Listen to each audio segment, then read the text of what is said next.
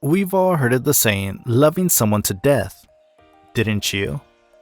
But what if I say there happens to be a girl who still holds onto her deceased boyfriend, even after his death? Sounds ridiculous, right? But hey, the insanity doesn't end here. She also believes that guy is trying to contact her from the afterworld. Whoa. If only this happens in Romeo and Juliet. I mean, I'd be totally down to watch that. The ending could have been so different. Something that doesn't make us always end up in tears. But isn't it such a dreamy thing? And this is what exactly happens in this movie. The in-between love. Let me know in the comments what your thoughts are on this. Now that I've given you guys a taste of the movie, y'all must be wondering what happens at the end. Yes, the end. Because I hardly think anyone cares anything apart from the start and end part of a story. Does it deserve a spot on your watch list? Let's see. So, without any further ado, let's get started. A boy falls in love with a girl. Duh. But hear me out completely. I know it'd be so mundane if he didn't. Boy dies in a horrible accident. Check. The girl grieves until the boy reaches out to her from beyond the grave. Check. Boy and girl reconnect. Check. Sound familiar? Well, it happens to have a similar premise as the movie Ghost by Robert Zemeckis, 1990. Yes, this is the box office smash that caused many a moviegoer to break down in tears, and they all ended up taking up pottery classes. Looking at the plotline of The In-Between, we can say it's undoubtedly a romantic movie. Will you bury the movie away forever? Well, that depends. Are you someone who watches movies on a chilly evening? Not to forget a weepy on the TV, with a box of hankies by your side? Then this movie is the best choice for you. Then I'd recommend that this movie is the best choice for you. But if you're on the lookout for a love story with excellent writing and surprising plot turns, then forget it. Just let it rot in your watch list, alright? But why is it so? The movie tells the story of Tessa, played by Joey King, and Skylar, played by Kyle Allen, who meet at a local theater while watching the 1986 art house classic Betty Blue. They go in separate ways, but dude, before they literally hit it off. What can I expect when you have a drop-dead gorgeous girl and a handsome guy? They soon bump into each other again, and the love process kicks in. In the end, they fall head over heels in love with one another. But every plot has a twist, and in this, it is when Tessa and Skylar fall into a disagreement about her other passion, photography. Hey, I love that too. When he decides to leave town to be with his struggling father, more tensions rise between them. They could reconcile and get together again. A tragedy happens when Skylar is struck by a car and killed. This should be the end of their relationship, but when Skylar starts to make his ghostly presence known to Tessa, the two are finally able to resume their romance. It might sound all cheesy, but it's not too bad. So in theory, The In-Between should be as watchable as those movies, because we've seen Ghost and survived pretty much. What do you guys think? Let me know in the comments. Oh, there's also some spice in the movie. We've got many makeout scenes, from them going from boat trips to having trivial conversations. But the only problem is the movie's narrative.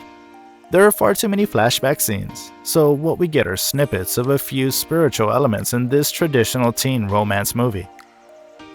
I appreciate the fact that, to have an emotional impact, we need to get to know the two lovebirds before Skylar's death. However, as almost 90 minutes of the nearly 2-hour running time is devoted to their romance before the tragedy, it loses its sense of purpose. One of the best pieces of advice a person has given on the internet is, when it comes to the supernatural elements, which are few and far between, they are superficially played out. There's no real explanation of what the in-between is, despite having a character in the movie that has written a book on the subject. We don't quite know what life is for Skylar in the other dimension, and we really don't know where his soul is going to end up. It's clear that this part of the movie is less important to the scriptwriters than the earthly romance. Joey King has acted in the Kissing Booth series also. But let's analyze by the suggestion a critic gave. If you're looking for a love story with supernatural elements, watch Ghost again instead. Consider watching A Ghost Story 2, an exceptional and heart-wrenchingly sad movie starring Casey Affleck as a ghost who won't leave the house he shared with his adored wife. Both of these movies are better than The In-Between, which is a dull, forgettable affair that does nothing to add to the romantic haunting genre. In short, this is a movie that will haunt you, but for all the wrong reasons. This story won't linger in your subconscious because of its emotional impact. It'll stay with you as yet another regretful movie decision you've made during your lifetime. Unless, of course, you have a high tolerance level for maudlin romantic movies, or you're currently living life beyond the grave, and you have no choice but to watch whatever the victim of your haunting puts on the telly. Now that we've reached the end of the video, you must be wondering why the public reaction was negative despite the movie featuring young people who are riding high on popularity. So, shall we take a look at the reactions to draw a conclusion about the movie? One of the users on IMDb reacted and gave a clear explanation as to what went wrong. The comment reads, "The premise wasn't large enough for the movie. The actors made the love story convincing. There was great beauty in the choice of locations and images, but the lack of depth in the singular point to which the flow of the movie traveled was too superficial to anchor the film.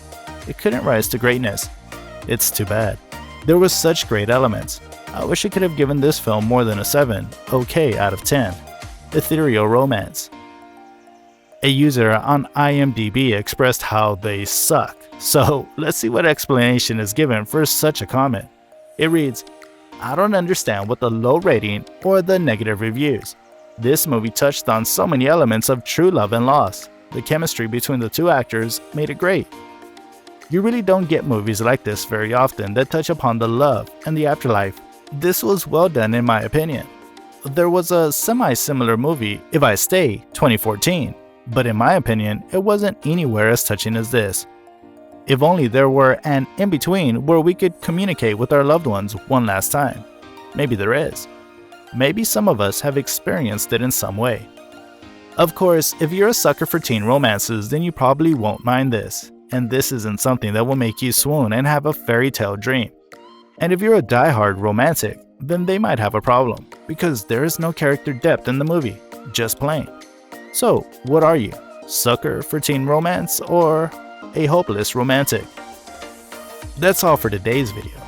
So, after listening to all of this, if you plan on watching the video, don't forget to comment down your thoughts here. We'd love to definitely hear from you guys about this. Again, if you're planning to watch it, make sure to comment so we know what you definitely are thinking about it. Thanks for watching. If you enjoyed the video, consider leaving a like and subscribe to the channel for more updates.